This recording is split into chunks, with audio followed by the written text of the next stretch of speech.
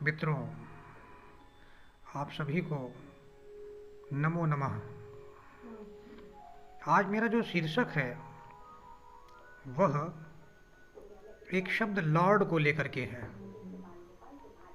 जिसका अर्थ है स्वामी, मालिक या प्रभुत्व संपन्न। One who used to be a member of House of Lord's.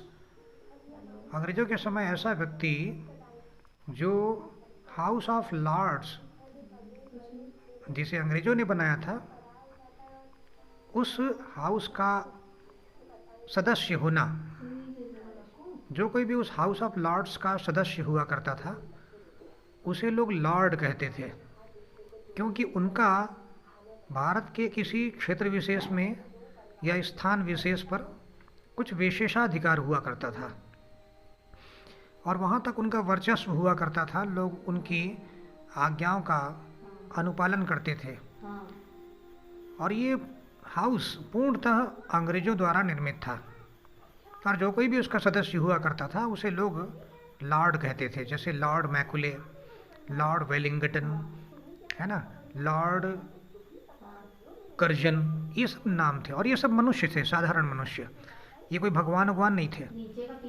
तो आप लॉर्ड किसी को भी बोल सकते हैं। जैसे कोई मान लीजिए किसी भूमि का मालिक है, भूखंड का वह मालिक है, तो आप उसको बोल सकते हैं कि हाँ वो लैंड लॉर्ड है।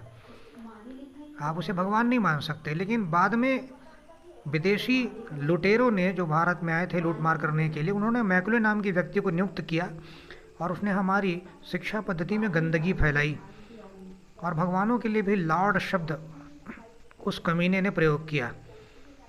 बाद में लोगों ने Lord Krishna, Lord Shiva, Lord Hanuman, Lord Rama ऐसा बोलना शुरू कर दिया, जबकि भारत एक ऐसा देश है पूरे विश्व में जहाँ भगवान अपनी पूरी शक्ति के साथ अवतरित होते हैं और पूरी पृथ्वी पर उनका नियंत्रण होता है। वो सागर को एक तीर में सुखा सकते हैं और वायु का चलना बंद कर सकते हैं। भगवान कृष्ण समय का संचालन बंद कर सकते हैं, समय को रोक देते हैं। महाभारत के युद्ध में उन्होंने समय को रोक दिया था 17 दिनों के लिए। तो आप जान सकते हैं कि कितनी शक्ति भगवान के अवतारों में होती है और ये अवतार किसी और देशों में नहीं होते, भारत में ही होते हैं, क्योंकि भारत पूरे विश्व का केंद्र स्थल है, धर्म स्थल है और पूरे भारत वर्ष की जो भूमि है वह पूरे विश्व की हृदय स्थली है। केवल यही भगवत अवतार हो सकते हैं और वो भी पूर्ण शक्ति के साथ, कहीं और नहीं होते। इसलिए उनके लिए जब भी आप शब्द प्रयोग करते हैं तो गॉड कृष्णा बोलें, गॉड श्री राम बोलिए, गॉड हनुमान जी बोलिए, गॉड शिव बोलना चाहिए, क्योंकि गॉड में भी 3 शब्द हैं, GOD, G for generator, O for operator and D for destroyer. इसे आप ब्रह्मा विष्णु महेश बोल सकते हैं और ब्रह्मा विष्णु महेश के साथ भी 3 प्रकार के गुणों का समावेश है।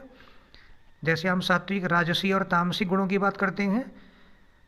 मनुष्य जीवन की बात करें तो जन्म, विवाह, मृत्यु बोल सकते हैं और पृथ्वी के स्तरों की बात करें, ब्रह्मांड के स्तरों की बात करें तो आप उसे धरती, आकाश, पाताल बोल सकते हैं। शरीर पर लागू करेंगे तो बोलेंगे उच्चस्थ, मध्यस्थ और निम्नस्थ। उच्च भाग शीश है, मध्य भाग पेट है और निम्न भाग हमारा चरणपाद है। उसी प्रकार से और आगे आप जाते हैं विज्ञान के दृष्टिकोण से तो आप उसे इलेक्ट्रॉन, प्रोटॉन, न्यूट्रॉन बोल सकते हैं और आगे जाएंगे तो आप उसे अल्फा, बीटा, गामा रेस भी बोल सकते हैं। इस प्रकार से आप गुणों की बात करने के उपरांत दोषों की बात करेंगे तो हमारे शरीर में 3 प्रकार के दोष होते हैं, वात, कफ और पित्त। इस प्रकार से आप भगवान शिव का त्रिशूल भी देखेंगे तो उसमें भी 3 ही नोक पाए जाते हैं। तो संपूर्ण विश्व के संचालक हमारे पृथ्वी पर, हमारे भारतवर्ष में अवतरित होते हैं। इसलिए उनके लिए लॉर्ड शब्द का प्रयोग कदापि ना करें। साधारण मनुष्यों के लिए आप लॉर्ड शब्द का प्रयोग कर सकते हैं, भगवान के लिए नहीं। भगवान भगवान है, मनुष्य मनुष्य है। इसलिए भूलकर भी मैकुले की गंदे शिक्षा पद्धति का अनुसरण ना करते हुए अपने यहाँ अवतरित भगवानों के लिए आप गॉड शब्द का प्रयोग करें, लॉर्ड का नहीं। जय श्री राम, हर हर महादेव।